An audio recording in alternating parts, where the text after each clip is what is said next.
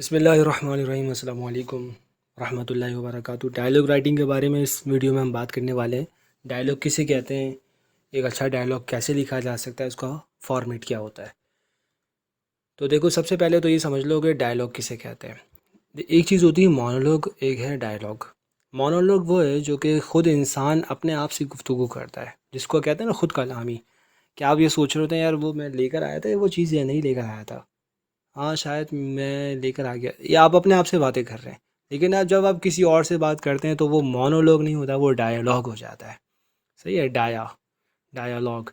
At least दो या दो से ज़्यादा अफराद इसमें इन्वॉल्व होते हैं। ये वर्बल कन्वर्जेशन है। अब ये लिखना एक आर्ट है। इसको लिखने के लिए देखो, कुछ यहाँ पर मैंने वर्ड्स को हाईलाइट किया हुआ, इनको देख लो तुम बस। बाकी रुक के सुन लेना, पढ़ना चाहो पूरा पढ़ लेना।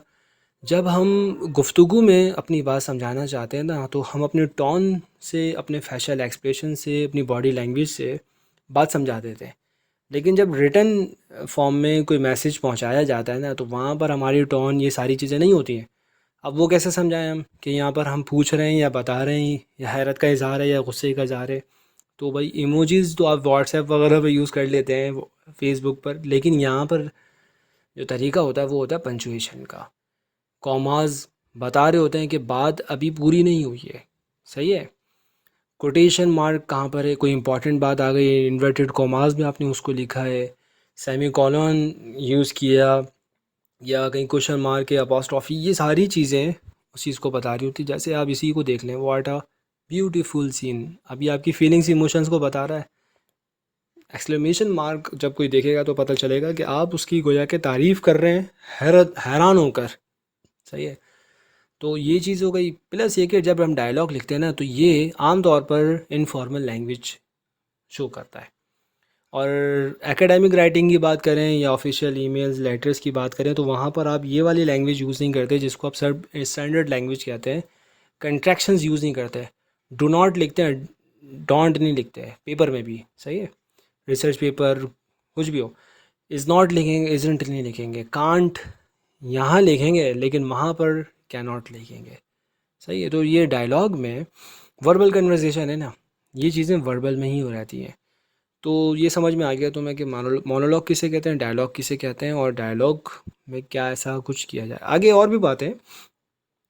देखो, करेक्टरिस्टिक्स की अगर बात करें तो अच्छा डायलॉग वो कहलाता है जो कि स्पॉन्टेनियस हो। ऐसा ना हो कि वो लग रहा हो कि बाकायदा सोच कर ये बनाया गया है। यानी जैसे आप कन्वर्सेशन कर रहे हैं ना, आपका दोस्त बोलता है कि क्या हुआ, खाना खाओगे? यार अभी तो मेरा दिल नहीं चाह रहा, हो सकता है कि मैं उस वक्त। अब ये जो बात आप कर रहे हैं स्पॉन्टेनियस है ना, सोच थोड़ी रहे, ऑन द पॉइंट और एट द सेम टाइम। सही। ये इसके अंदर खूबी होनी चाहिए, पता चलना चाहिए कि बस बर्जस्ता कलाम ही उसमें मौजूद है। नेचुरल होना चाहिए, रियलिस्टिक होना चाहिए। अब जब आप डायरेक्ट स्पीच यूज़ करेंगे, exclamation, point two point conversation चल रही है, लॉजिक भी है उसके अंदर, जो पूछा है वही आपने बताया है, कॉमिक सेंटेंसेस भी हैं। कॉमिक मतलब उसमें ज़रा कॉमेडी भी आ जाती है, तो रियलिस्टिक हो जाती है ना बात। ये इस तरह इसको पेश करना है। ऐसा नहीं होता कि आप टोटली एक ही टोन लेके चल रहे होते हैं या बिल्कुल सीरियस लेके चल रहे हैं गुफ्तगू को। ऐसे लोग बोर हो जाते हैं। सही है। तो डायलॉग के अंदर ये भी खूबी होनी चाहिए। इसी तरह इंटरेस्टिंग होना भी उसका ज़रूरी है। अब ओपनिंग कैसे की, कन्वर्सेशन स्टार्ट कैसे की, उसको एंड कैसे किया, ये मैटर करती है बात। डायलॉग राइटिंग में एक अहम चीज़ उसका इंटरेस्टिंग होना है। अब स्टार्टिंग ऐसी होती है कि वो एक दोस्त है, उसको वो कॉल करता है, और भाई क्या हो रहा है आजकल, ये वो, और फिर वो मेन टॉपिक पर जाते हैं, और फिर आखिर में एंड भी करते हैं कन्वर्सेशन को अपनी। ओके सही, फिर बाद में बात करते हैं इंशाल्लाह। ओके से वो भी समझ जाता है कि अब एंडिंग की तरफ गुफ्तगू जा रही है। इंटरेस्टिंग हो गया, बात जो कहनी थी वो भी कह दी। और देखो, ये आखिरी पॉइंट को पहले बता दूँ, कंसाइज भी होना चाहिए। ये नहीं कि एक ने बस शुरू किया तो बस वही बोले जा रहा है और वही बोले जा रहा है बस। ये कंसाइज नहीं है, फिर वो स्पीच बन जाएगी।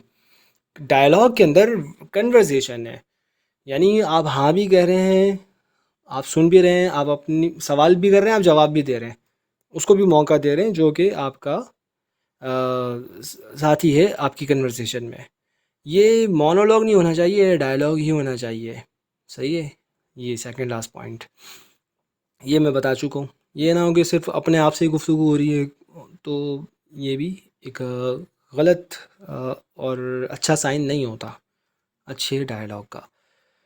अब लिखना कैसे इसको, तो देखो, लिखने की जहाँ तक बात है तो पेपर में अगर तुम्हें डायलॉग लिखने को कहा जाता है तो वो तो टॉपिक भी बताते हैं, लेकिन अगर तुम फर्ज कर लो कि कोई क्लिप बनाने का सोच रहे हो और लोगों तक एक मैसेज पहुंचाना है, जैसे आपने देखा होगा वीडियो क्लिप्स होते हैं, मूव कॉमेडी क्लिप्स, और हमारी यंग जनरेशन बना रही है, तो वो लोग क्या करते हैं, वो यही करते हैं। सबसे पहले तो करेक्टर्स को इमेजिन करते हैं कि भाई ये शॉर्ट फिल्म हमने बनानी है वीडियो की कॉमेडी, और उसमें हमने ये मैसेज भी लोगों तक पहुंचाना है, तो करेक्टर कितने हो। अब ऐसा थोड़ी है कि पूरी क्लास बोले हाँ भाई 28-30 बच्चे, हाँ भाई सभी करेक्टर में शामिल, ऐसा नहीं होगा। मेन करेक्टर्स कौन होंगे, साइड करेक्टर्स कौन होंगे, ये पहले डिसाइड कर लेते हैं। हो सकता है कि आर्गूमेंट वगैरह पेश करने हो, एक हाँ गएगा दूसरा ना गएगा, और फिर जो ना कह रहा था या तो वो कन्विंस कर लेगा हाँ कहने वाले को या हाँ कहने वाला, और अगर पाकिस्तानी कॉन्टेक्स्ट में बात हो रही है तो कोई किसी से कन्विंस ही नहीं होगा। सही है, तो बहरहाल जो भी है, ये अपने करेक्टर को और उनके पॉइंट ऑफ व्यूज़ को, स्टोरी करना क्या है, बात शुरू कैसे करनी है, इस तरह लेके चलना है। ये जो मैंने लिखा है ना एटलीस्ट 5, ये असल में एक जगह मैं पढ़ा रहा था तो मैंने वहाँ पर लिख दिया था कि भाई लिखते हुए कम से कम 5 डायलॉग्स जो है ना आप लोग, वो उनको 10 मार्क्स का मुझे क्वेश्चन देना था, तो वो इस तरह था कि भाई अगर असद फर्स्ट करेक्टर है तो 5 डायलॉग उसके हो जाए, दूसरा अली करेक्टर है तो 5 उसके हो जाए। क्लियर है, ये इस तरह था, और लॉजिकली उनको अरेंज करना है, ये नहीं कि वो पूछ कुछ रहा है और जवाब कुछ और मिल रहा है, ये भी नामुनासिब सी बात होगी। बस रियल लाइफ की सिचुएशन को आपने इमेजिन करना है और कलम उठा देना है।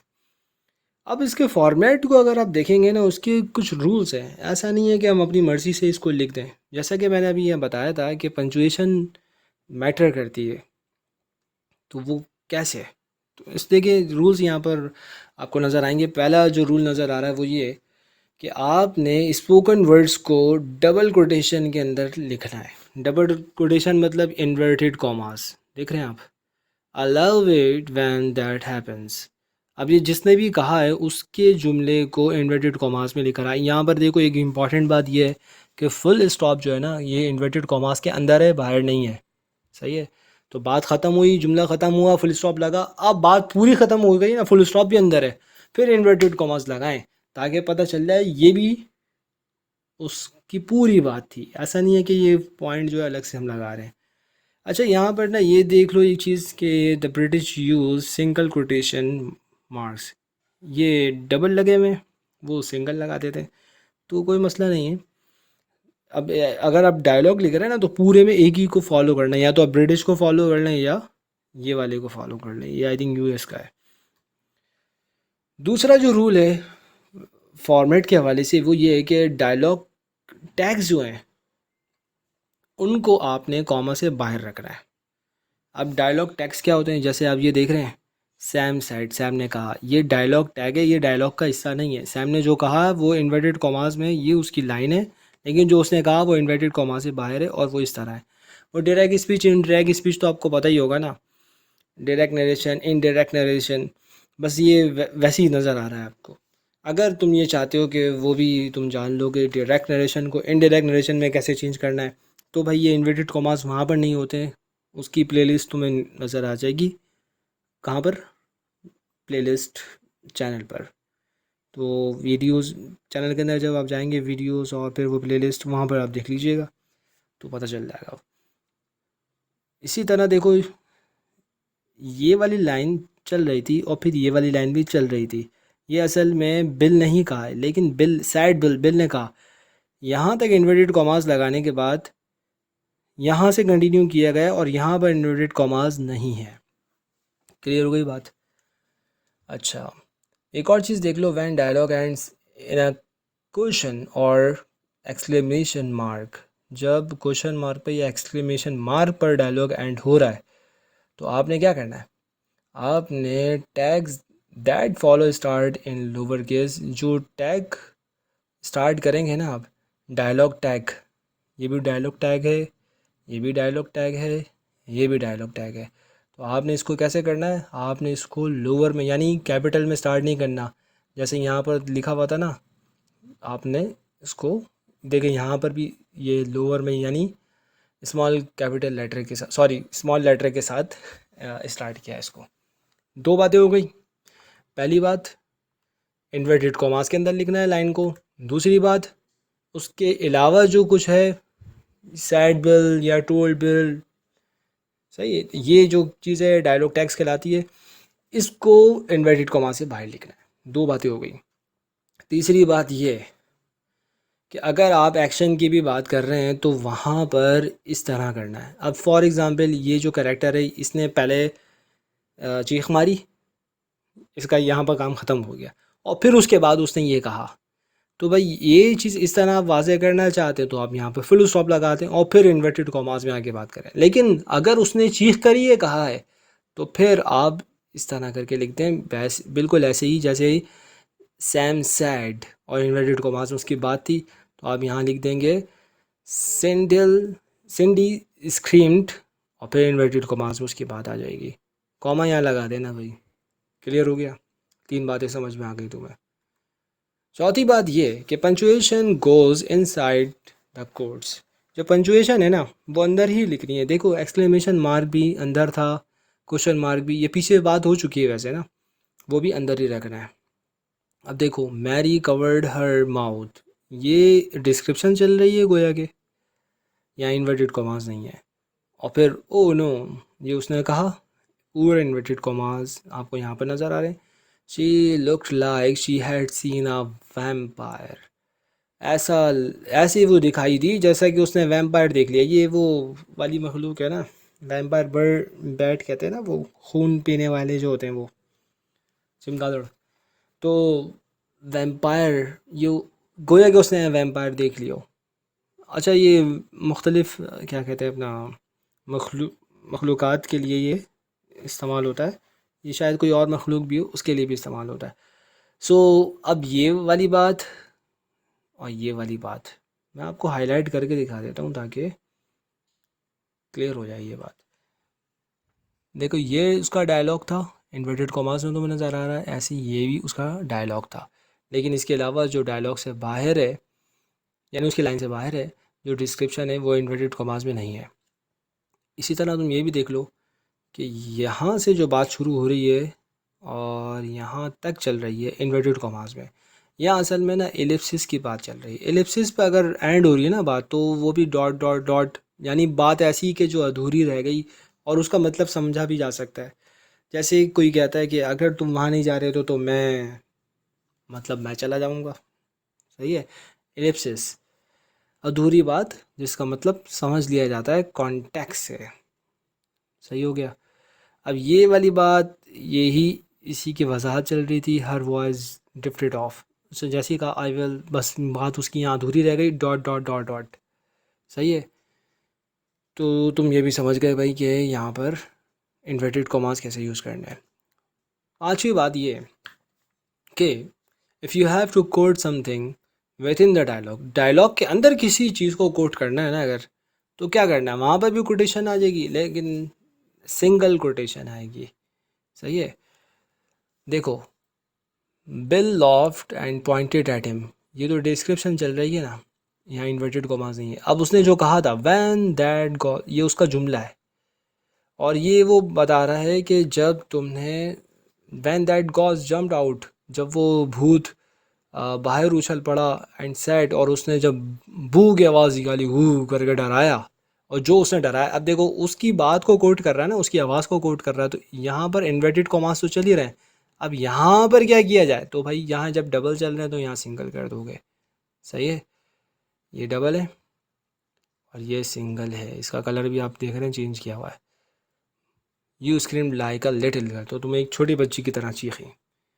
अच्छा ब्रिट्स, ये ब्रिट असल में ब्रिटिशर्स को कहा जाता है, वो इसका इन्वर्स यूज़ करते हैं, मतलब वो यहाँ पर डबल के बजाय सिंगल यूज़ करेंगे, और बीच में कोई बात करनी है तो उसको इन्वर्टेड कॉमास यानी दो कॉमास के साथ यूज़ कर लेंगे डबल कोटेशन में। क्लियर हो गया।